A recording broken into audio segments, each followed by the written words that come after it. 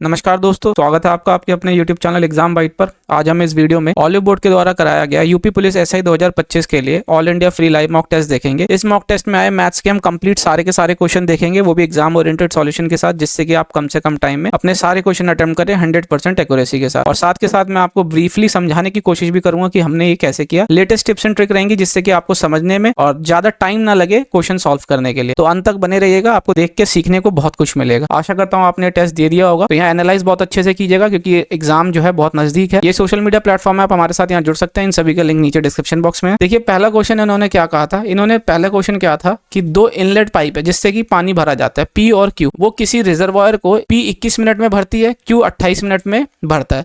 साथ ही में एक बाहर निकलता है पानी है, आउटलेट है, एक नलका है बोल दीजिए आप, वहां से पानी बाहर निकलता है जिससे कि वो टैंकी को खाली कर देता है 84 मिनट में। यदि ये सारे के सारे एक साथ काम करते हैं तो कितने मिनट के अंदर ये रिजर्वायर फुल करेगा। तो देखिए ऐसे क्वेश्चन के अंदर हमेशा ये टाइम एंड वर्क बोल लीजिए, है ना आप, या पाइप एंड सिस्टम, इसके अंदर हमें काम नहीं दिया होता कि काम क्या कर रहा है एक्चुअल में। तो हम यहाँ पे पहले काम निकाल लेते हैं। तो यहाँ देखिए कि P जो है 21 मिनट के अंदर किसी टैंकी को भर रहा है, Q जो है टैंक बोल रहे हैं, रिजर्वायर बोल रहे हैं, एक ही बात है। यहाँ पे प्लस साइन मैं इसलिए लगा देता हूँ कि ये भर रहे हैं, और खाली करने वाला है कि R टैप है, इसमें माइनस साइन लगा दिया कि कोई कन्फ्यूजन ना हो। ये 84 मिनट के अंदर खाली करता है। तो जब आप इन तीनों का एलसीएम लेंगे तो आप देखते हैं 84 की टेबल में सारे आ जाते हैं। तो 84 यूनिट इनका एलसीएम आ जाता है। मान लेते हैं कि 84 यूनिट की वो रिजर्वायर रहा होगा, ठीक है, जितना वॉल्यूम उनको पानी भरना है। तो 21 मिनट में ये देखें तो ये 21 मिनट में 84 यूनिट कितने टाइम के अंदर ये भर देगा। तो ये 4 मिनट में भर देगा, ठीक है। प्रति मिनट जो है 4 यूनिट पानी ये भर रहा होगा, इसका कहने का मतलब ये हुआ। और अगर यहीं 28 से देखें तो ये 3 यूनिट प्रति मिनट पानी भर रहा है, और 84 से देखें तो 1 से ये खाली कर रहा है, 1 यूनिट प्रति मिनट ये जो है पानी खाली कर रहा है। अब ये 84 है और तीनों साथ में चल रहे हैं। तो देखिए साथ में कितना है, P ने 4 यूनिट दिया, Q ने 3 यूनिट दिया, 4 3 7 हो गया, 7 में से लेकिन 1 यूनिट पानी निकल जा रहा है, तो बच गया 6। तो देखिए बस 6 से इसको आप डिवाइड कर दीजिए। जब 6 से आप डिवाइड करेंगे तो आ जाएगा 14। तो 14 मिनट के अंदर इस तरीके से ये पूरा रिजर्वायर भरेंगे। तो ये ऑप्शन बी इसका सही आंसर हो जाएगा, ठीक है। आसान क्वेश्चन था। अगला क्वेश्चन देखिए, कहता है कि एक AP में आपको nth टर्म दे रखी है, यानी कि 10वीं टर्म AP के अंदर 52 है, और 28वीं टर्म जो है वो कितनी है 124। तो आपको 50वीं टर्म निकालनी है। तो nth टर्म जो निकलती है AP के अंदर, उसका फॉर्मूला होता है AN = A + N - 1D। अब इसी वाली इक्वेशन को हम यूज करेंगे यहाँ पे जो आपकी वैल्यू दे रखी है। अब आप देखिए इसमें 28वीं टर्म आपको क्या दे रखी है 124, ठीक है। पहली टर्म A हमको नहीं पता, N क्या होता है नंबर ऑफ टर्म। तो यहाँ पे 28 है, 28 में से 1 गया 27, D यानी कॉमन डिफरेंस दो लगातार संख्या का या दो लगातार एंट्री का। अब यहाँ देखिए 10th टर्म क्या है आपकी 52, ठीक है, ये हो गई। N - 1 करेंगे तो 9D। अब आप यहाँ पे देखिए दो वेरिएबल है A और D, दो इक्वेशन बन गई। तो आप यहाँ पे 50वीं टर्म निकालनी है, तो एक एक करके दोनों वेरिएबल आप निकालिए, दोनों को आप माइनस कर देंगे। तो यहाँ अगर आप देखते हैं तो ये कितना हो जाता है आपके पास 18D, ये A से कट गया, और 124 में से 52 जाएगा तो आपका आ गया 72, ठीक है। तो 18 से ये 4 बारी में चला गया, तो जो D आ गया कॉमन डिफरेंस वो 4 आ गया। तो A की वैल्यू क्या आ जाएगी, आप किसी भी इक्वेशन से निकाल सकते हैं, इससे निकाले चाहे इससे निकालें। तो यहाँ अगर आप देखते हैं, अगर मैं इस वाली इक्वेशन को लेता हूं तो यहाँ पे अगर आप देखते हैं तो कितना हो जाएगा आपके पास 52 - 9 × 4, है ना। तो यानी कि 52 में से 36 गया, 52 में से 36 गया तो कितना हो जाएगा आपके पास 16। तो जो फर्स्ट टर्म आ गई वो कितनी हो गई 16। अब यहाँ से आपसे 50वीं टर्म पूछी है तो आप निकाल लीजिए, ठीक है। 50वीं टर्म आपको निकालनी है तो A यानी पहला नंबर आपका 16 है, 50 में से 1 गया 49, और इंटू कर लीजिए आप, कितना आपके पास हो जाएगा, ये D है 4, ठीक है। तो यहाँ पे अब आप इसको देख लीजिए, 4 9 = 36, 6 6 12। तो यूनिट डिजिट से आप कीजिए इसको, है ना, सॉल्व बिल्कुल मत कीजिएगा, है ना। यहाँ पे हमने क्या किया, बाय यूनिट डिजिट का कंसेप्ट लगाया है, ठीक है। बाय यूनिट डिजिट का देखिए आप यहाँ पे 4 9 = 36 होता है, 36 हो गया, ठीक है। तो यूनिट डिजिट में 6 आया होगा, और यहाँ पे भी 6 है, तो 6 को ऐड करेंगे तो यूनिट डिजिट 2 आई होगी। तो ऑप्शन में एकमात्र ऑप्शन ऐसा है जिसमें यूनिट डिजिट 2 है, वो है ऑप्शन डी। तो हम इसको टेक करके आगे बढ़ सकते हैं। अगला क्वेश्चन देखिए, कहता है कि एक सिटी की पॉपुलेशन है जो पहले साल 25% इंक्रीज करती है। 25% का इंक्रीमेंट होता है, मतलब 1 का इंक्रीमेंट 4 पे, ठीक है। उसके बाद क्या आ जाता है, क्या कि दूसरे साल 20% से डिक्रीज कर रही होती है। 20% का मतलब होता है 1 का डिक्रीज कितने पे, 5 पे। उसके बाद थर्ड ईयर में अगेन देखा जाए 25% से इंक्रीज कर रही होती है, तो यानी 1 की इंक्रीमेंट 4 पे। इसके बाद कहता है कि इमीडिएटली आफ्टर थर्ड ईयर जो 500 लोग हैं वो माइग्रेट कर जाते हैं, कहीं और चले जाते हैं, तो उनकी पॉपुलेशन रह जाती है 70,000।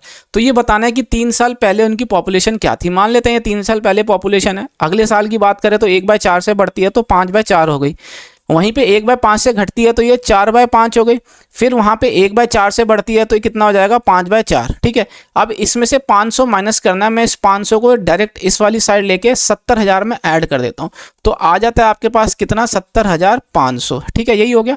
अब आप यहाँ पे देखते हैं, इसको सॉल्व कर लीजिए। देखिए ये 4 से 4 चला गया, 5 से 5 चला गया, ये 5 से आप इसको करेंगे तो एक बारी में हो गया। ठीक है, 4 बारी में, एक बारी में 00। ठीक है, इस तरीके से हो गया। तो जो पॉपुलेशन रही होगी 141 × 4 × 100 रही होगी, है ना। तो यहाँ पे अगर आप देखें 4 1 ज़ा 4, यानी कि ऑप्शन ए इसका सही आंसर है। यूनिट डिजिट से हमने यहाँ भी कर लिया, पूरा कैलकुलेट करने की कोई ज़रूरत नहीं है। ठीक है, हमें अपना टाइम बचाना है और स्मार्टली आंसर करते हुए आगे बढ़ना है। अगला क्वेश्चन देखिए जो पूछा गया था कि कहता है कि इसमें एक सबसे छोटी से छोटी संख्या बताइए जो आप इसके अंदर ऐड करें जिससे कि ये नंबर 11 से डिविजिबल हो। तो देखिए अब 11 से डिविजिबल है, कोई खास इसमें बड़ी संख्या दे नहीं रखी है, तो आप सिंपली इसको डिवाइड कर लीजिए ना। तो आप डिवाइड करेंगे तो देखिए इसमें अगर आप 5 से जाएंगे तो 55 हो जाएगा, है ना। 55 में फिर 3 बच गया, है ना, तो 37 हो गया। 33 हो जाएगा, 11 3 33 होता है, तो बच गया आपके पास 4, ये 43 हो गया। और यहाँ पे फिर देखेंगे तो 33 हो जाएगा, है ना। 33 हो जाएगा तो बच गया कितना 10, तो यहाँ से 6 आ जाएगा, फिर आ जाएगा 99, 99 में 6 और 1 के 7, 72 बच गया। तो 11 से 6 से करेंगे तो कितना हो जाएगा आपके पास 66। लेकिन यहाँ पे हमको देखना है कि इसके अंदर हम छोटी से छोटी संख्या क्या ऐड करें कि हमारा ये 11 से डिविजिबल हो जाए। तो देखिए लास्ट में हमारा 72 बचा है, तो इसमें हम ऐसा छोटा नंबर क्या ऐड करें। तो यहाँ पे देख रहे हैं 70 में 77 ही होता है, तो इसमें हम छोटी से छोटी संख्या 5 ऐड कर सकते हैं, है ना। तो 5 ऐड करेंगे, ऑप्शन ए इसका सही आंसर हो जाएगा। ठीक है, आशा करता हूँ समझ आया होगा। अगला क्वेश्चन देखिए, अगला क्वेश्चन कहता है कि मीन ऑफ 7 नंबर आपको ये इस तरीके से दिया हुआ है 30, तो हमें बताना है XYZ की वैल्यू। तो अब आप देखिए इसके अंदर कुछ नहीं है, अब आप सिंपली इसको प्लस कर लीजिए। तो जब आप इसको प्लस करेंगे तो देखेंगे कितना हो जाएगा 4 1 5 4 3 7, है ना। तो ये कितना हो गया आपके पास 75, 75 का 85, 87, 87 7 4 11 8 2 10 और 1 11, 111 x + y + z। ठीक है, अब नीचे डिवाइड करेंगे किससे आप 3 3 6 और 1 7 से, है ना। 7 से तो डिवाइड ना करके हम सीधा 7 को 3, इसका एवरेज 30 है तो मैं 7 को क्या करता हूँ 30 से गुणा कर लेता हूँ, तो ये 210 हो गया। तो यहाँ पे x + y + z को देखेंगे तो क्या हो जाएगा, इस 210 में से 111 माइनस करेंगे। तो जब 210 में से आप 111 को माइनस कर देंगे तो आपके पास कितना आ जाएगा 99, है ना। 99 हो गया आपके पास। तो यहाँ देखें, अब आपसे पूछा क्या जा रहा है, what is the mean. Mean मतलब एवरेज निकालना है इसका। तो ये 3 संख्या है, तो इस 99 को भी आपको 3 से डिवाइड करना पड़ेगा, तो आ जाएगा 33। ऑप्शन बी इसका सही आंसर है। ठीक है, आशा करता हूं आपको समझ आया होगा। अगला क्वेश्चन देखिए, कहता है कि what is the correct representation. इसका प्राइम फैक्टर निकालना है। तो देखिए प्राइम फैक्टर हम कैसे निकालते हैं, हम इसमें सारे नहीं निकालेंगे, ऑप्शन से ही देखते हुए चलेंगे। तो यहाँ देखिए आप, ये 0 है, 0 को 2 फैक्टर निकाल लेते हैं, 2 और 5 हो जाता है। ठीक है, तो 2 6 4 6 ऐसे ये बच गया। ठीक है, तो अब आप यहाँ पे देखिए, यहाँ पे आप कैसे निकालेंगे। तो इसको मैं क्या करता हूँ, पहले 2 से तोड़ देता हूँ। तो 2 से मैं तोड़ूंगा तो ये कितना हो जाएगा 13 23, ये ऐसे हो जाएगा। ठीक है, अब आप यहाँ पे देखिए 2 का फैक्टर तो 2 मेरे को मिल गया, है ना।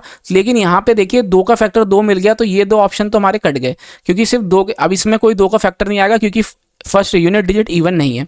ठीक है, और 5 का आपको जो है 1 फैक्टर मिल रहा है। तो देखिए इसमें और इसमें दोनों में 5 का 1 ही फैक्टर है और 2 के 2 फैक्टर है। तो अब इन 2 ऑप्शंस के अंदर हमें चूज करना है। तो इसमें आप 7 का फैक्टर निकाल लीजिए या 3 का, है ना। 3 का निकाल लें या 7 का निकाल लें, तो कोई सा भी निकल जाएगा। अगर मैं 3 का देखता हूँ, 3 से 4 बारी में 12, 3 से 4 बारी में 12।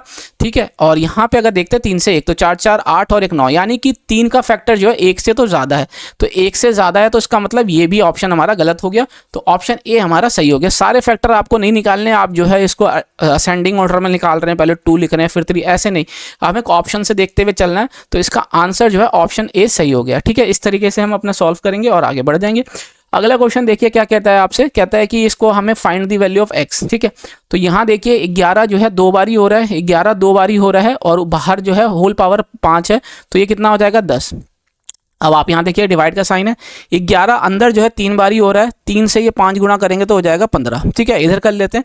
और इसको जब आप थोड़ा सा तोड़ेंगे ना, इसको जब आप 11 से तोड़ेंगे, है ना, 11 से अगर आप इसको तोड़ेंगे, तो मैं यहाँ जहाँ तक देख पा रहा हूँ, सबसे पहले अगर मैं यहाँ देखता हूँ, इसको मैं छोड़ देता हूँ, तो यहाँ पे आ जाता है आपके पास, ये आ जाता है 1/11 की पावर 5, मल्टीप्लाई कर लेते हैं, ये आपका स्क्वायर दे रखा है ना। तो इसको जब मैं 11 से डिवाइड करता हूँ, 11 से एक बारी में चला गया, है ना, 11 से एक बारी में गया तो बच गया कितना 5, 51 हो गया। गया है ना, तो 4 बारी में गया तो कितना हो गया 44, 6 और 1 7, 70 बच गया। 6 से करेंगे तो कितना हो जाएगा आपके पास 66, तो बच गया 4, तो फिर आ जाएगा आपके पास 45, 4 बारी में 44 हो गया, बच गया 1 11 है ना। तो ये 4641, तो यहाँ देखिए फिर एक बार 11 से तोड़ लेते हैं, तो 4 बार 44 हो गया, फिर बच गया, फिर 2 बार 22 हो गया, ठीक है 22, 1 मिनट, 4 बार 44 हो गया ना, और बच गया कितना आपके पास 2 बार 22 21।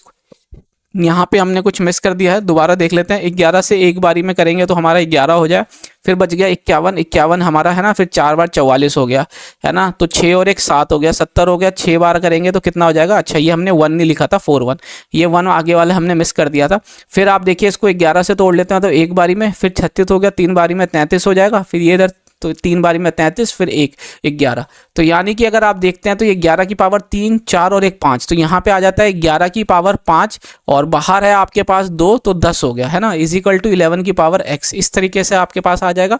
और जब आप इसको देखेंगे कि जब बेस सेम होता है डिवाइड होता है तो पावर माइनस हो जाती है, तो 11 की पावर 10 में से 5 गया 5 इज इक्वल टू 11 की पावर x। तो x की वैल्यू पूछी गई थी तो ये 5 हो गया, ऑप्शन सी इसका सही आंसर है। ठीक है, आसान था थोड़ा सा, ये था यहाँ पे आपको थोड़ा इसको देखना था ये 11 की कितनी पावर जा रहा है, क्योंकि इतना लंबा आपको याद नहीं होगा, तो आप इसको सिंपली इस तरीके से निकाल सकते हैं। ठीक है, अगला क्वेश्चन देखिए, कहता है what is the value of this. ये पूछ रही है, आइडेंटिटी बेस्ड क्वेश्चन है, इसके अंदर कुछ नहीं, हम क्यूब कर देते हैं, तो इसको क्यूब करेंगे तो a क्यूब हो जाएगा। यहाँ पे -3ab आता है ना, ab से ab कट जाता है, ये x और बच जाता है a - b, तो ये इधर है वाला a जो है आ जाएगा, और जब ये राइट हैंड साइड पे जाता है तो प्लस हो जाता है 3a, तो a cube plus 3a, option C इसका सही आंसर होगा। ठीक है, ये आइडेंटिटी बेस है, ये स्टैंडर्ड फॉर्मूले होते हैं, जब आप पढ़ते हैं आप इस तरीके से, तो आपने पढ़ा होगा ये मैथ्स के अंदर, तो आप डायरेक्ट इसमें आंसर टिक कर सकते हैं। अगला क्वेश्चन देखिए, कहता है क्या कि एक अप्लायंस है, is sold with 3 successive discount resulting in the selling price. ये दे रखा है, डिस्काउंट के बाद मार्क प्राइस पूछ रहा है। तो देखिए 10 का डिस्काउंट का मतलब क्या होता है, 1 का डिस्काउंट आपका 10 पे, 15 का डिस्काउंट का मतलब क्या होता है, 3 का डिस्काउंट आपका 20 पे, 20 का डिस्काउंट क्या होता है, 1 का डिस्काउंट आपका 5 पे, है ना। तो देखिए मार्क प्राइस अंकित मूल्य मान लेते हैं आपका, ये दे रखा है 10% डिस्काउंट देने का मतलब क्या है, 9/10 हो गई वैल्यू। फिर 15% डिस्काउंट देने का मतलब क्या है, 17/20 हो गई वैल्यू। फिर 20% डिस्काउंट देने का मतलब क्या, 4/5 हो गई इसकी वैल्यू। अब आ गया है आपके पास क्या, इसका सेलिंग प्राइस, है ना, विक्रय मूल्य ये है आपके पास। ठीक है, अब आप यहां से इसको डिवाइड कर लीजिए, आप इस तरीके से कीजिए, और अगर आप चाहें तो इसमें सक्सेसिव का फॉर्मूला लगाइए, बट नहीं, कौन सी चीज़ कब लगानी है आपको पता होना चाहिए। यहाँ पे आपका सिंपली आसानी से कट जाएगा, तो यहाँ पे आप जो है बिल्कुल भी उसको सक्सेसिव का डिस्काउंट का फॉर्मूला का जो है मत यूज़ कीजिएगा, यहाँ से आसानी से आ जाएगा। तो देखिए 4 से ये यहाँ 5 बारी में चला गया। ठीक है, और यहाँ पे अगर आप देखते हैं 9 से करेंगे तो 1 बारी में, है ना, 9 से 1 बारी में चला गया, और 9 से 1 बारी 7 और 1 8 9 इतना हो गया। और 17 से करते हैं तो आपका ये कितनी बारी में चला जाता है, ये आपका चला जाता है 17 से आपका 7 बारी में, है ना। 17 से कितनी बारी में चला गया ये आपका, 17 से चला गया आपका ये 7 बारी में, तो ये 0 हो गया। तो अब आप यहाँ पे मार्क प्राइस लगा सकते हैं, 1 मिनट, मार्क प्राइस लगा सकते हैं, ये हो गया। और इधर कर लेंगे तो आपका 25, है ना, 25 को 7 से करते हैं तो कितनी बारी में जाता है ये, 25 7 कितना हो जाता है आपके पास, ये हो जाता है 175, और यहाँ 1 0 यहाँ 1 0, तो ये 00। तो मार्क प्राइस अंकित मूल्य कितना आ गया, 17,500, है ना। ऑप्शन डी इसका सही आंसर है। ठीक है, आशा करता हूँ आपको समझ आया होगा, आसान क्वेश्चन था। अगला क्वेश्चन देखते हैं। अगला क्वेश्चन देखिए, आपसे कहता है कि a drawer has equal number of 2 5 10 रुपए के कॉइन यदि टोटल कॉइन की संख्या 180 है। देखिए इसमें कहता है इक्वल नंबर ऑफ, मान लेता हूँ एक कॉइन ही है सिर्फ, एक कॉइन, यानी 3 कॉइन की वैल्यू आपको कितनी दे रखी है 180, तो ये कितना गुना है 60 गुना, तो यानी कि 60 कॉइन इसके भी हो गए, 60 इसके भी, 60 इसके भी। आपसे कह रहा है कि what is the total amount of coin. तो यहाँ पे देख लीजिए आप, टोटल अमाउंट ऑफ कॉइन की अगर मैं बात करता हूँ तो यहाँ पे सबको जोड़ लीजिए, है ना, 60 सब में से कॉमन आ जाएगा, 5 2 7 और 10 17, तो 60 को इंटू कर लीजिए आप 17 से, तो इसका आंसर कितना आ जाएगा आपके पास 1102, और यहाँ 1 0 है तो आ जाएगा 1 0, तो 1020 रुपए पड़े होंगे इसके अंदर। ऑप्शन डी इसका सही आंसर है। आशा करता हूँ आपको समझ आया होगा, आसान क्वेश्चन था, है ना। अगले क्वेश्चन की तरफ बढ़ते हैं। अगला क्वेश्चन देखिए, कहता है क्या कि टोटल सरफेस एरिया हेमिस्फेयर का निकालना है, जिसमें आपके पास पाई की वैल्यू दे रखी है 22/7। तो जब भी ऐसा क्वेश्चन आता है तो मैं कहता हूँ 11 का मल्टीपल आप चेक कर लीजिए, है ना, क्योंकि यहाँ पाई है ना, 11 का आप रेडियस 14 है तो 11 कटेगा नहीं। तो यहाँ से अगर आप देखते हैं तो कितना हो जाता है -6। हमेशा क्या करते हैं, कंसेक्यूटिव एक डायरेक्शन में चलते हैं और कंसेक्यूटिव नंबर का डिफरेंस देख लेते हैं। तो यहाँ से देखिए -6 आ जाएगा, इधर से +6, तो 0 आना चाहिए या 11 का मल्टीपल, तो ये तो है 11 का मल्टीपल, है ना।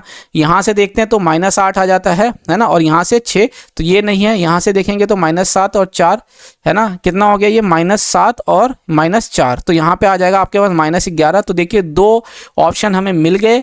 तो इसका मतलब अब हमें इसको सॉल्व करना पड़ेगा।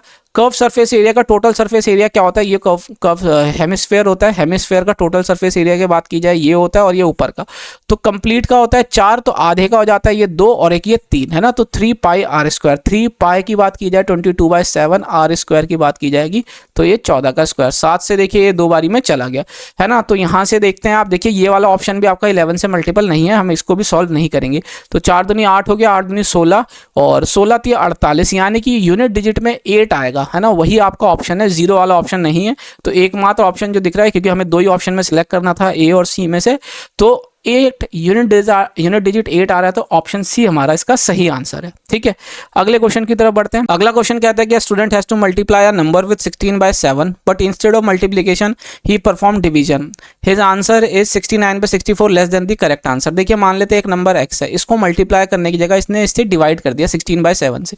तो जब आप इसको डिवाइड कर देंगे तो हो जाएगा 7/16, बराबर करते हैं। जो करेक्ट आंसर था हमारा वो क्या था, 16x/7। इसमें से आपको ये लेस आ जाएगा 69/64, इस तरीके से है ना। तो अब आप इसको परफॉर्म करेंगे तो इसको इधर ले जाइए, इसको इधर ले जाइए है ना। तो ये कितना आ जाएगा, 16/7 -7/16, मैंने x कॉमन ले लेता हूँ, बराबर हो जाएगा आपके पास 16/69 है ना, 69/64। तो यहाँ 256 में से 256 में से जब इसको क्रॉस मल्टीप्लाई करेंगे तो 16 का स्क्वायर 256 होता है, उसमें से 49 को आप माइनस कर देंगे तो आपके पास क्या बच गया, 207 है ना। 256 में से जब 49 माइनस कर देंगे तो 1 और उधर 6, तो 207 बच गया। नीचे आ जाएगा 7 × 16, ये x हो गया, बराबर कर दीजिए 69/64। और आपसे फ्रैक्शन पूछा गया था कि वो नंबर क्या है, तो 16 से देखिए ये 4 बारी में चला जाएगा। ठीक है, और यहाँ पे अगर आप देखते हैं तो कितनी बारी में, 7 दूनी 14, नहीं ये नहीं जा रहा। और इधर से अगर आप देखेंगे तो 69 से ये सीधा 3 बारी में जा रहा है। तो जो x की वैल्यू वो क्या हो जाएगी, 7/12। तो x की वैल्यू 7/12, तो ऑप्शन बी यहाँ पे आपको दिख रहा है 7/12, ऑप्शन बी इसका सही आंसर हो जाएगा।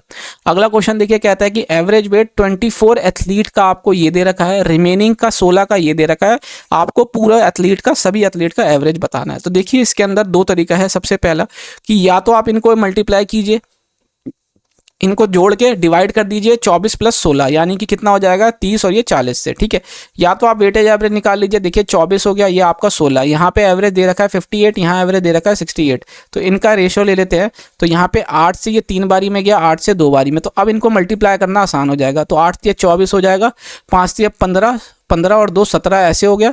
और इधर आप प्लस कर लीजिए इसको, 8 दूनी 16, 6 दूनी 12 और 1 ये 13, आप डिवाइड कर दीजिए 5 से, तो 6 4 10, 7 3 10 और 1 11, ये हो जाएगा 3 5। तो 5 से करेंगे तो 6 बारी में, फिर ये 2 बारी में, तो 62 एवरेज आ गया। ऑप्शन डी इसका सही आंसर है।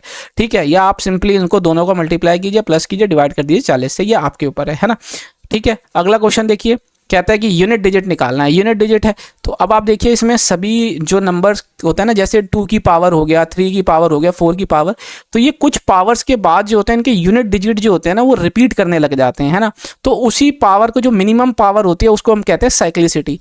तो कुछ नंबर्स के ये अलग होते हैं, लेकिन हम ये इन टोटल एक यूनिवर्सल बनाने के लिए मान लेते हैं कि जो सभी डिजिट्स हैं हमारी 1 2 3 4 5 6 से लेकर आपका 9 तक, इन सभी की पावर जो है मान लेते हैं हम, ऐसा हमने साइक्लिसिटी मिला लिया, क्योंकि सबसे मैक्सिमम यही है कि 4 के बाद सारे सबकी पावर जो है, पावर का यूनिट डिजिट रिपीट करता है। ठीक है, तो हम वही चेक कर लेते हैं। तो अब आप देखिए 7 की पावर 231 है, तो इस 231 को 4 से डिवाइड कीजिए। 4 से डिवाइड करेंगे तो 5 बारी में 20 हो गया, बच गया 3 31। 7 बारी में करेंगे 28 हो जाएगा, 28 29 30 31, तो बच गया 3। तो 7 की पावर 231, 231 को 4 से डिवाइड करने पे रिमाइंडर बच रहा है हमारा 3। तो देखेंगे आप 7 की पावर 3 करते हैं तो 343 आता है। तो यही आपका यूनिट डिजिट है जो आपका आएगा, यही आपसे पूछा गया फाइंड द यूनिट डिजिट इसकी पावर में। तो ऑप्शन डी इसका सही आंसर हो जाएगा। इसी को हम कहते हैं साइक्लिसिटी। ठीक है, आपको ये पढ़ा होगा नंबर सिस्टम के अंदर। ठीक है, अगला क्वेश्चन देखते हैं। अगला क्वेश्चन देखिए, कहता है कि x and y can finish a work in 16 and 24 days respectively, है ना। x किसी काम को 16 दिन और y किसी काम को 24 दिन क्रमशः करते हैं। ऑल अल्टरनेट डेज, यानी एक के बाद एक दिन, एक के बाद दूसरा जो है करता है, सबसे पहले स्टार्ट करता है एक्स, तो बताना है कि कितने दिन में काम कंप्लीट होगा। तो वही है, आप टाइम एंड वर्क है, तो यहाँ पे आपको मान लेना है कि भाई आपका काम है जो कितना करवाना है, इनका एलसीएम जो होता है 16 28 का 48 हो जाता है। मान लेते हैं एक दिन में ये 3 यूनिट आएगा है ना, 24 से करेंगे तो ये 2, तो ये एक दिन में ये 3 यूनिट कर रहा है, एक दिन में ये 2 यूनिट, तो यानी कि 2 दिन में इस तरीके से ये कितना काम कर रहे हैं, 5 यूनिट का काम ये कर रहे हैं। और हमको कराना है कितने यूनिट का काम है, 48 यूनिट का। तो अब आप देखिए इसको 48 के पास लेके जाइए, 48 के पास जाने के लिए 9 से मल्टीप्लाई करना पड़ेगा, तो हो गया 45 यूनिट का काम कंप्लीट। और यहाँ पे अगर मैं बात करता हूँ तो 18 दिन आपके लग गए, ठीक है। लेकिन अब अगला ऐसा हो गया, ठीक है, इस तरीके से 2 दिन। अब अगले दिन जो है एक्स काम कर रहा है, तो एक्स में कितना 3, तो 45 और 3 48 हो गया, जितना हमको चाहिए था मिल गया। तो यहाँ और एक दिन ऐड कीजिए तो 18 और 1 19, यानी कि 19वें दिन आपका काम कंप्लीट होगा। ऑप्शन ए इसका सही आंसर है, ठीक है। आसान क्वेश्चन था। अगले क्वेश्चन की तरफ बढ़ते हैं। देखिए कहता है कि for 3 year the difference between compound interest and simple interest आपको इतना दे रखा है, ठीक है। Find the annual rate of interest आपसे पूछा जा रहा है। तो यहाँ पे अगर आप देखिए अब ये 3 साल का है ना, तो इसमें एज सच कोई इतना बड़ा आपको लेके नहीं जाना है, ठीक है। ये तो मॉक में पूछा गया है, बट ये आजकल रिपीट नहीं हो रहे क्वेश्चन, लेकिन फिर भी आते हैं। तो आप इसमें एक स्टैंडर्ड फार्मूला होता है, वो आप ध्यान रख लीजिए। क्या होता है कि डिफरेंस जो होता है 3 साल का एसआई और सीआई का, तो ये डिफरेंस को अगर आप देखते हैं तो ये हो जाता है प्रिंसिपल टाइम्स कितना R/100 का स्क्वायर। R आपका क्या है, रेट ऑफ इंटरेस्ट, इधर हो जाता है 300 प्लस R अपॉन हो जाता है आपके पास क्या 100, और यही चीज़ आपके बराबर हो जाती है। यहाँ पे अगर मैं देखता हूँ D/P को अगर भी लेता हूँ, प्रिंसिपल को मैं इधर डिनोमिनेटर में ले आता हूँ, तो ये बराबर हो जाता है किसके, आपके ये 3x + 1 अपॉन x क्यूब के। यहाँ पे x क्या है, आपका रेट ऑफ इंटरेस्ट है, rate percentage is equal to 100/x आ जाता है, ठीक है। तो अब आपको देखना है कि आपका आंसर किससे आसानी से आ रहा है। तो यहाँ पे अगर आपको दोनों चीज़ देख रहे हैं तो आंसर आपका इधर आसानी से आ रहा है, यहाँ पे आपका आंसर नहीं आएगा इस वाले तरीके से। कैसे, डिफरेंस देखिए, आपको डिफरेंस दे रखा है कितना, डिफरेंस दे रखा है आपको 8000 का, ठीक है। 8000 का डिफरेंस है और प्रिंसिपल अमाउंट क्या है 62,500, ये बराबर हो जाएगा 3x + 1 अपॉन x क्यूब के, है ना। यहाँ पे आपसे एनुअल रेट ऑफ इंटरेस्ट पूछा गया है। अब आप यहाँ पे एक चीज़ देखें कि ये 2 0 से 2 0 चला गया, है ना, और 5 से जब आप इसको काटते हैं तो 5 से ये 16 बारी में चला जाएगा और 5 से ये 125 बारी में चला गया।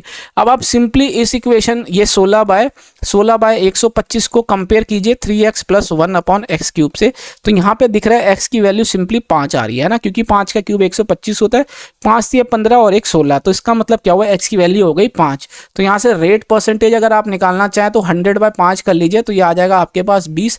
तो इसका मतलब एनुअल रेट ऑफ इंटरेस्ट क्या है आपका 20%। ऑप्शन ए इसका सही आंसर है, ठीक है। तो ये दो आपको ये मतलब काफ़ी पुराने हैं इस तरीके से, लेकिन जब भी आप पढ़ते हैं कंपाउंड इंटरेस्ट, सिंपल इंटरेस्ट, तो ये चीज़ पढ़ाई जाती है। तो ये अच्छा है कि रिवीजन के लिए उन्होंने ये क्वेश्चन डाला, तो आपको ये याद हो गया, ठीक है। तो ये फॉर्मूले आपको याद रखने हैं, ये आपका टाइम बचाएंगे, ठीक है। अगला क्वेश्चन देखिए। अगला क्वेश्चन कहता है कि 240 मीटर लंबी ट्रेन जो है 54 किलोमीटर प्रति घंटा की स्पीड से एक प्लेटफॉर्म को 36 सेकंड के अंदर पार करती है, तो प्लेटफॉर्म की लेंथ बतानी है। तो देखिए ऐसे केस में क्या होता है कि जो ट्रेन की लेंथ है प्लस प्लेटफॉर्म की लेंथ दोनों ऐड कर दीजिए, यही ऐसा दूरी वो तय करते हैं। अब आप देखिए 54 है, इसको मीटर सेकंड में करने के लिए 5/18 से कर दीजिए, ये 36 हो गया, 5 से ये 2 बारी, 18 से ये 2 बारी में चला गया, ठीक है। तो यहाँ आप देखते हैं ये 540 हो गया। तो अब लेंथ निकालने के लिए 540 में से 240 माइनस करना, 540 हो गया, और यहाँ पे आ गया 240। तो यहाँ पे अगर आपको लेंथ निकालना है तो 540 में से 240 माइनस करेंगे तो 300। ऑप्शन ए इसका सही आंसर है, ठीक है। अगला क्वेश्चन देखिए, कहता है कि एक बस है जो 72 किलोमीटर प्रति घंटा की स्पीड से अगर चलती है ए से बी के बीच में, तो वो 30 मिनट लेट हो जाती है। तो मान लेते हैं कि अगर टी टाइम लग रहा है उसको, तो उसमें वो 30 मिनट एक्स्ट्रा ले रहा है, ठीक है, 30 मिनट एक्स्ट्रा लेता है, लेट हो गया वो। अगर वही 96 की स्पीड से जाता है तो वो 45 मिनट क्या कर लेता है, यानी कि टी टाइम में से 45 मिनट आप वो माइनस कर दीजिए, तो वो 45 मिनट जल्दी पहुंच रहा है, ठीक है। अब आप देखिए यहाँ से डिस्टेंस बताना है ए और बी का, ये ए है ये बी है, ठीक है, यहाँ से यहाँ तक की ये दूरी है। अब आप देखिए इसके अंदर क्या है कि जब भी वो स्पीड चेंज कर रहा है तो ये दूरी तो सेम है, तो इसका मतलब डिस्टेंस तो क्या है आपका कांस्टेंट, डिस्टेंस आपका चेंज नहीं हो रहा। अगर डिस्टेंस जो है आपका कांस्टेंट होता है तो जो स्पीड होती है वो क्या हो जाती है, इन्वर्सली प्रोपोर्शनल टाइम के, या फिर हम ये बोल सकते हैं जो टाइम हो जाता है वो इन्वर्सली प्रोपोर्शनल हो जाता है स्पीड के। क्यों? क्योंकि जो डिस्टेंस होता है वो होता है स्पीड इनटू टाइम। ये जब आपका फिक्स हो गया तो ये एक दूसरे के विपरीत हो जाते हैं, यानी कि टाइम बढ़ रहा है तो स्पीड कम, स्पीड बढ़ रही है तो टाइम कम, इस तरीके से। तो ये आप समझिए इस चीज़ को। अब आप देखिए ये स्पीड की मैं बात करता हूँ, तो सबसे पहले स्पीड लेता है वो कितना 72, उसके बाद वो स्पीड लेता है कितनी आपकी 96 कर देता है ना। तो यहाँ पे अगर आप देखते हैं तो यहाँ अगर आप काटेंगे तो इसको कितने से चला जाएगा, ये आपका ठीक है। यहाँ पे आप इसको कट कर लीजिए 72 और इसको, तो यहाँ जब आप इसको कट कर लेंगे तो ये कितने से चला जाएगा, 18 से ये कितनी बारी में चला गया आपका, ये 9 से, आपका ये 9 से चला जाएगा 8 बारी में, और 9 से ये चला जाएगा आपका 8 से ये 9 बारी में चला गया, और 8 से आपका ये कितनी बारी में चला जाएगा, ये चला जाएगा 12 बारी में। 3 से आपका ये चला जाएगा कितना, 3 बारी में। 3 से ये 4 बारी में, है ना। तो ये सीधा 24 से चला जाता है हमारा, ठीक है। तो लेकिन स्पीड का रेशियो आ गया 3:4, तो यहाँ पे टाइम का रेशियो कितना आ जाएगा, उल्टा हो जाएगा 4:3, ठीक है। क्यों, क्योंकि यहाँ पे हमने देखा है टाइम का जो रेशियो है वो उल्टा हो जाता है स्पीड से, अगर डिस्टेंस हमारा कांस्टेंट है। तो ये देखिए जो 1 यूनिट की वैल्यू आई है ना, इस 1 यूनिट की वैल्यू, ये डिफरेंस है इसका। तो 30 में से जब आप माइनस को करेंगे -45, तो ये कितना हो जाएगा आपके पास 75 मिनट। इस 1 यूनिट की वैल्यू आ गई 75 मिनट, तो यहाँ 4 यूनिट की वैल्यू आप बड़े आसानी से निकाल सकते हैं, ठीक है। तो 4 यूनिट की वैल्यू क्या हो जाएगी, 4/4 इंटू 75, है ना। तो या फिर आप यहाँ देखिए, यहाँ हम सीधा डिस्टेंस निकाल लेते हैं, क्योंकि डिस्टेंस आपसे पूछा गया था। Distance is equal to speed, speed कितनी है इस टाइम पे, यहाँ से इस वाले तरीके से अगर हम निकाल रहे हैं तो स्पीड रही है 72, ठीक है। और यहाँ पे अगर आप देखते हैं किलोमीटर में पूछा गया था तो हम छोड़ देते हैं, और जो 4 यूनिट की वैल्यू आ जाएगी 4 × 75 हो जाएगी। इसको आपको आवर में करने के लिए क्या करना है, 60 से डिवाइड, ठीक है। तो यहाँ पे अगर आप देखते हैं 6 से ये 10 बारी में गया, 6 से ये कितनी बारी में गया, 12 बारी में, ठीक है। और 2 से ये 6 बारी में, 2 से 5 बारी में, 5 से आप इसको करेंगे तो कितनी बारी में, 15 बारी में। तो यहाँ 15 चौक 60 हो जाता है, 60 को 6 से करेंगे तो 36, तो 360 किलोमीटर रही है दूरी ए और बी के बीच में। ऑप्शन ए इसका सही आंसर है। आशा करता हूँ समझ आया होगा, और इस पूरे प्रोसेस को जो है समझाने की जरूरत नहीं है, लेकिन यहाँ मैंने ब्रीफली आपको समझाने की कोशिश की है कि आप समझ जाएं, ठीक है। इसमें हमने कैसे, ऐसा कैसे हुआ है, ठीक है।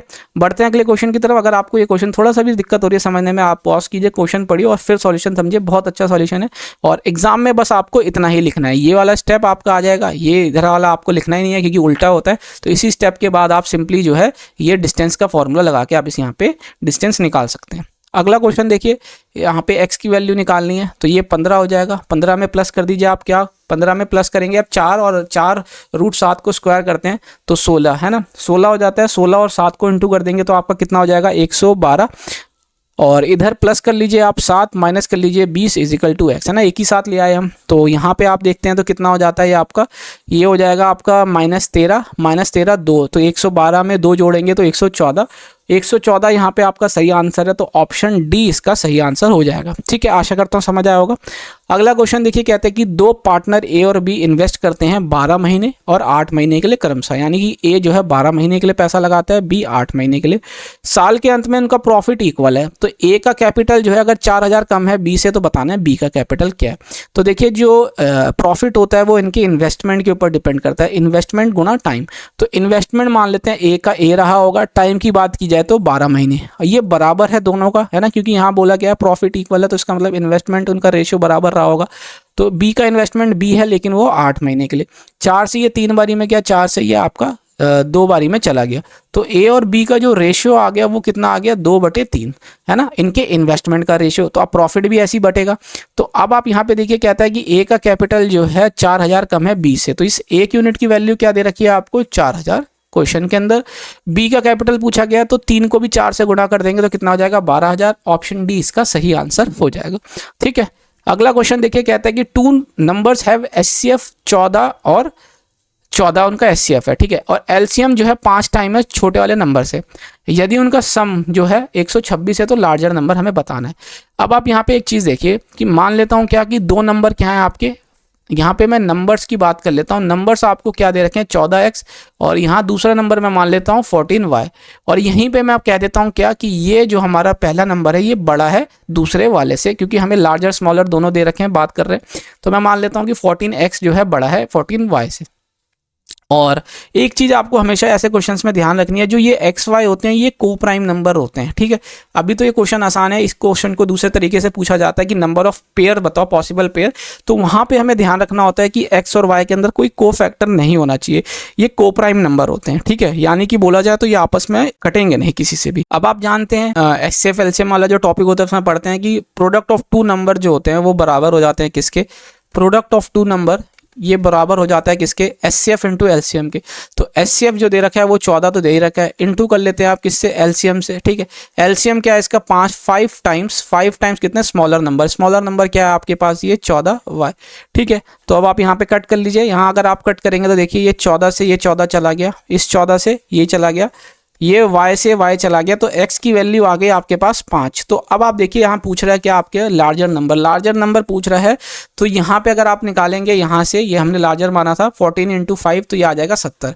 तो इस हिसाब से आपका ऑप्शन ए इसका सही आंसर है। ठीक है, लार्जर नंबर आपसे पूछा गया है। अगर आपको थोड़ी सी भी कोई कन्फ्यूजन होती है कि क्या लार्जर नंबर जो हमने लिया है यही है, तो आप एक स्टेप और बढ़ जाइए, जो यह सम दिया हुआ है यहाँ से आपको क्लियर हो जाएगा, बट हमारा आंसर यही इसका सही है। अब आप देखिए यहाँ पे x की वैल्यू 5 आ गई है, तो सम जो दे रखा है दोनों नंबर का 126 दिया है। तो इसका मतलब अगर मैं इन दोनों को ऐड करता हूँ तो 14 कॉमन ले लूँगा, x प्लस वाई की वैल्यू आपको कितनी दे रखी है, 126। ठीक है, इस तरीके से आपको दे रखी है। तो ये 14 से ये सीधा कितने 9 बारी में चला गया। x की वैल्यू 5 दे रखी है, तो y की वैल्यू कितनी आ गई आपके पास, 4 है ना, 9 में से 5 गया 4। तो अब आप सिंपली देखेंगे कि ये तो छोटा ही है, ये सबसे बड़ा है, तो इसका मतलब 70 हमारा सही आंसर रहा होगा। ठीक है, तो ऑप्शन ए हमारा सही है।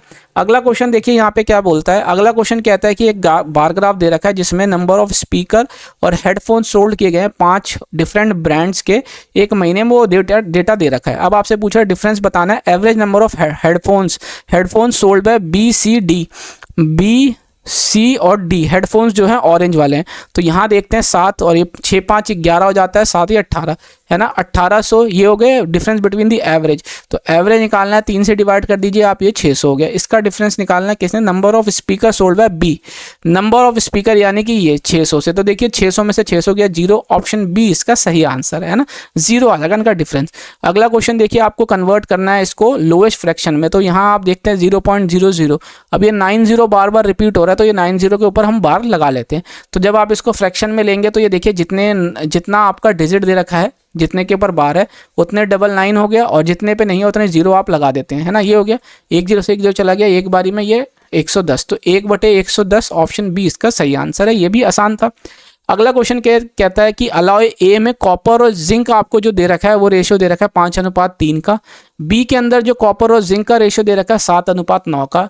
अब इनको ए और बी को किस रेशियो में मिलाया जाए कि जो इनका मिश्रण है उस मिश्रण के अंदर कॉपर और जिंक का जो रेशियो है वो 3:2 में आ जाए। तो देखिए आप इसको या तो रेशियो से कर लीजिए या इसको एलिगेशन से कर लीजिए। अभी आप यहाँ पे देखते हैं 9 और ये 7 कितना है आपके पास, 16, 5 और 3 कितना है आपके पास, 5 और 3 है आपके पास 8, तो मल्टीप्लाई करना पड़ेगा, है ना। तो इस तरीके से आपको करना पड़ेगा। मैं बट इसको एलिगेशन से करता हूँ। देखिए एलिगेशन से भी ज़्यादा टाइम नहीं लगेगा। 5/8 हो गया इस वाले का, इसकी मैं बात करता हूँ 8/16 हो गया। ठीक है, अब इनको मिला के मिश्रण जो बन जाता है वो 3/5 बन जाता है। और आपको देखना है अगर आप कॉपर ले रहे हैं तो सब में कॉपर ही लेंगे ऊपर। अब आप यहाँ पे देखते हैं कि जो 8, 16 और 5 का जो एलसीएम आ जाता है वो कितना आ जाता है, 8, 5 और 16 का 80। तो यहाँ पे मैं ऊपर नीचे 10 से इधर मल्टीप्लाई कर लेता हूँ 80 बनाने के लिए, यहाँ पे 5 से कर लेता हूँ, और यहाँ पे मैं क्या करता हूँ 15 को अगर मुझे 80 बनाना है तो 5 को, तो ये 16 से यहाँ मैं मल्टीप्लाई कर लेता हूँ। तो यहाँ देखिए ये 48 हो गया, ठीक है, ये 35 हो गया ऊपर, और इधर आ जाएगा 50, है ना। सिर्फ ऊपर का हम देखेंगे क्योंकि नीचे का सब जगह कट जाएगा, है ना। 80, तो देखिए ये 50 हो गया, 50 में से 48 गया, है ना, तो बच गया 2, और यहाँ 48 में से 35 जाएगा तो कितना हो जाएगा आपका ये कितना हो गया, 35 में से 8, 5, 13। तो यानी कि पहला वाला ए वाला जो है उसका 13 हिस्सा रहा होगा और बी वाले का 2 हिस्सा लिया होगा। तो 13:2 ऑप्शन ए इसका सही आंसर है। ठीक है, आसान था, आप इसको रेशियो की मदद से भी कर सकते थे। अगला क्वेश्चन देखिए, कहता है कि एक सिंपल इंटरेस्ट पे एक सम जो है 5 गुना हो जाता है टी साल में। अब उसके बाद बताना है कि 3/4 होगा वो, अगर 3/4 समय में वो कितना गुना हो जाएगा। तो ये 5 गुना का मतलब क्या है कि एक की वैल्यू अगर 5 हो रही है तो जो सिंपल इंटरेस्ट है वो यहाँ 4 ही है। तो यानी कि अगर मैं बात करता हूँ ए आपका प्रिंसिपल है, ये आपका अमाउंट है। अमाउंट का मतलब क्या होता है, प्रिंसिपल प्लस सिंपल इंटरेस्ट, है ना। तो यहाँ पे अगर आप देखते हैं सिंपल इंटरेस्ट वाला फॉर्मूला लगाते हैं SI = PRT/100 वाला। तो यहाँ देखिए सिंपल इंटरेस्ट आपके पास 4 हो रहा है, प्रिंसिपल की वैल्यू 1 है, ठीक है। रेट ऑफ इंटरेस्ट हमने क्या लिया है R, और टाइम आपका T दे ही रखा है, बाय 100 कर लीजिए। तो जो यहाँ पे रेट ऑफ इंटरेस्ट आया है वो कितना आ गया आपके पास 400/T, यही हम यहाँ से रेट ऑफ इंटरेस्ट निकालते हैं। अब आप यहाँ देखिए इन हाउ मैनी टाइम्स के अंदर, यानी कि 3/4 साल के अंदर वो कितना हो जाएगा। तो देखिए सिंपल इंटरेस्ट आपको निकाल लेते हैं पहले, है ना, निकालते हैं। प्रिंसिपल आपको दे रखा है 1 रुपये, है ना, मान लेते हैं। रेट ऑफ इंटरेस्ट आपका 400/t आ ही गया।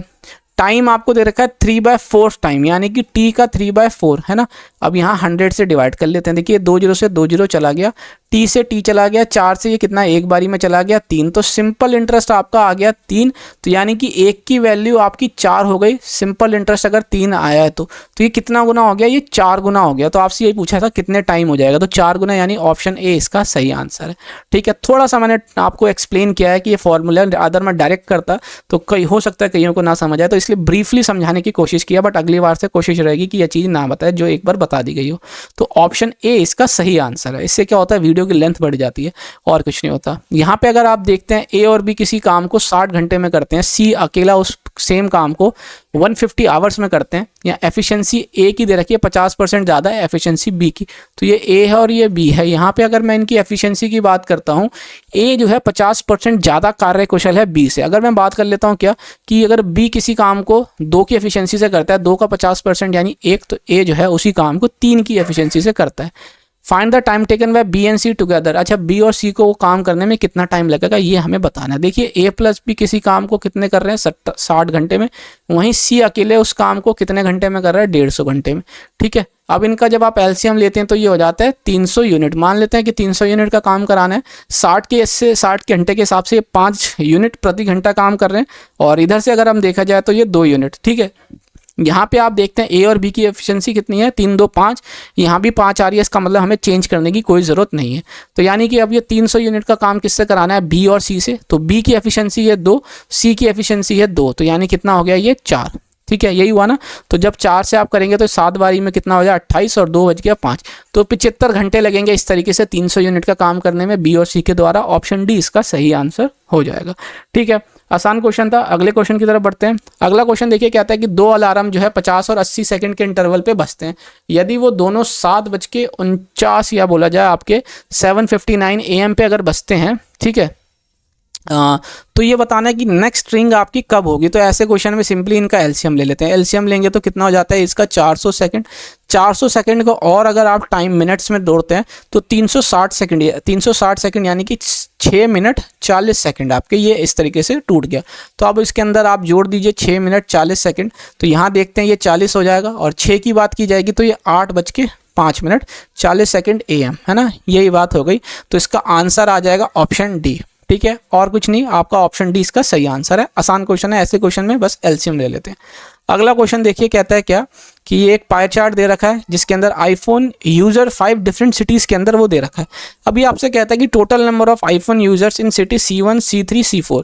C1 की बात की जाएगी ये, C3 C4 was approximately how much % more than. तो सबसे पहले इसको ऐड कर लीजिए 20 30 40 50 और 51%। ये आ गया आपके पास कितना 51%। अब ये कहता है कि more than that the cities of C2 C5। C2 यानी कि 12 और ये 37%, तो ये कितना हो जाएगा आपके पास 49%। तो ये कितना ज़्यादा है, तो यहाँ पे आप देखते हैं 2% ज़्यादा है किस पे 49 पे, है ना, 49 पे। तो ये 200 कर लेते हैं, परसेंटेज निकालना है। तो जब आप इसको काटेंगे तो यहाँ पे अगर आप देखते हैं सिंपली सब में ये यूनिट में आप यहाँ देख, यूनिट कह रहा हूँ, यहाँ पे पहले देख रहे हैं तो 4 से ही जा रहा है, तो मैं 4 से ले लेता हूँ। तो कितना हो जाता है ये 36 और ये 16, 196 है ना, 196। तो बच गया कितना 4, पॉइंट लगाते आ गया 0। ठीक है, पॉइंट लगाते 0 आ गया, लेकिन 40 अभी भी 49 से जो है छोटा है, फिर एक 0 आ गया, फिर आ गया 400, है ना, 400 हो गया। तो अब आप ऑप्शन में देखते हैं 49 400 की बात हो रही है, तो ये छोटे नंबर पे तो नहीं जाएगा, 1 और 2 पे, तो यानी 8 के करीब जा रहा होगा। तो यहाँ पे हमारा ऑप्शन बी इसका सही आंसर हो जाएगा, है ना, क्योंकि 50 को आप 2 बारी भी करेंगे तो कितना होगा आपका 50 का 2 बारी 100 98 होता है, 49 का 2 टाइम्स, तो ये 400 आ रहा है। तो यानी कि ये सबसे मैक्सिमम यही है ना। तो हम इसको सॉल्व नहीं करना, ऑप्शन बी हमारा सही आंसर हो जाएगा। अगला क्वेश्चन देखिए आपसे कहता है कि एक फेरी की स्पीड जो है शांत जल में अगर देखी जाए तो दे रही है आपको 32 किलोमीटर प्रति घंटा। वहीं पे जो धारा की स्पीड दे रखी है वो दे रखी है 8 किलोमीटर प्रति घंटा। टोटल टाइम लग रहा है आने जाने का, यानी कहीं रुक नहीं रहा, तो ये 3 घंटा 12 मिनट। तो आपसे पूछा जा रहा है एक वे 1 वे का डिस्टेंस, यानी कि एक डिस्टेंस क्या है इनका ये पूछा जा रहा है एक तरफ का। तो यहाँ आप देख लीजिए ये अप स्ट्रीम और डाउन स्ट्रीम यानी कि धारा की दिशा में धारा के विपरीत। तो यार मान लेते हैं एक डिस्टेंस धारा की दिशा में जाता है तो स्पीड दोनों की ऐड हो जाती है, तो ये 40 हो गया, प्लस कर लीजिए यहाँ। और धारा के विपरीत में क्या होती है, स्पीड दोनों की माइनस हो जाती है। तो 32 में से अगर आप देखते हैं आपका 8 गया तो ये हो गया आपके पास 24 है ना। तो ये आपका टोटल टाइम लग रहा है कितना, 3 12 सही ये 60। तो एक बारी में 5 बारी में तो ये कितना हो जाएगा 15 और ये 16/5 घंटे है ना, क्योंकि हमने क्या करा आवर में कन्वर्ट कर लिया। तो यहाँ पे अगर मैं देखता हूँ डी कॉमन ले लेता हूँ, ये दोनों प्लस हो जाएगा तो कितना हो गया 64, नीचे यहाँ मल्टीप्लाई हो जाएगा है ना 24। तो यहाँ पे 8 से 5 बारी में चला गया, 8 से 8 बारी में, 8 से ये 3 बारी में, ठीक है। यहाँ आ जाता है 16/5, 5 से 5 ये आपका कट गया तो डिस्टेंस आ जाएगा आपका 16×3 = 48 किलोमीटर है ना। तो डी की वैल्यू आपको निकालनी थी एक तरफ की, तो ये 48 किलोमीटर, ऑप्शन ए इसका सही आंसर है, ठीक है। आशा करता हूँ आपको समझ आया होगा, सिंपल फॉर्मूला लगा है और कुछ नहीं। अब आप देखिए क्या रहा है, find the sum to infinity of the GP. GP मतलब ज्योमेट्रिक प्रोग्रेशन। यहाँ पे एक ये जीपी सीरीज रखी है, इसका सम, तो इसका आपका फॉर्मूला पता होना चाहिए। तो जो जीपी में इन्फिनिटी का फॉर्मूला, इन्फिनिटी टर्म्स का जो सम का फॉर्मूला होता है वो क्या होता है, ए यानी first digit upon 1 - R, R यानी इसको कहते हैं कॉमन रेशियो, यानी कि इनका जो रेशियो है A2/A1 बराबर आपका देना चाहिए A3/A2 इस तरीके से है ना, A3/A2 इस तरीके का जो रेशियो है, इसी रेशियो को कहते हैं कॉमन रेशियो। तो यहाँ पहला टर्म आपको 6 दे रखा है ना, ये दिख रहा है आपको, और इनका कॉमन रेशियो आप साफ देखिए ये 3 से सब डिवाइड हो रहा है ना, तो 1 - 1/3 यानी कि 1/3 से सारे मल्टीप्लाई हो रहे हैं, तो कॉमन रेशियो यही है। तो अब आप इसको सॉल्व कर लीजिए, तो 6 × 18 हो गया 18, और नीचे आ जाता है आपका कितना, 3 में से 1 गया 2 है ना, 2 से ये डिवाइड करेंगे तो 9। तो जो इन्फिनाइट टर्म का जो इनका सम होगा वो क्या होगा 9, ऑप्शन बी इसका सही आंसर है, ठीक है। आशा करता हूँ समझ आया होगा। अगला क्वेश्चन देखिए, कहता है क्या कि ये एक बार ग्राफ दे रखा है cost of calculator of various different brands का। तो यहाँ कहता है cost of calculator of Q and T together, Q and T की बात की जाए, क्यू और टी टुगेदर। तो यहाँ पे आप देखिए 500, 1000, 5 का डिफरेंस आ रहा है, तो 600, 700, 800, तो ये हो गया आपके पास कितना 800 है ना।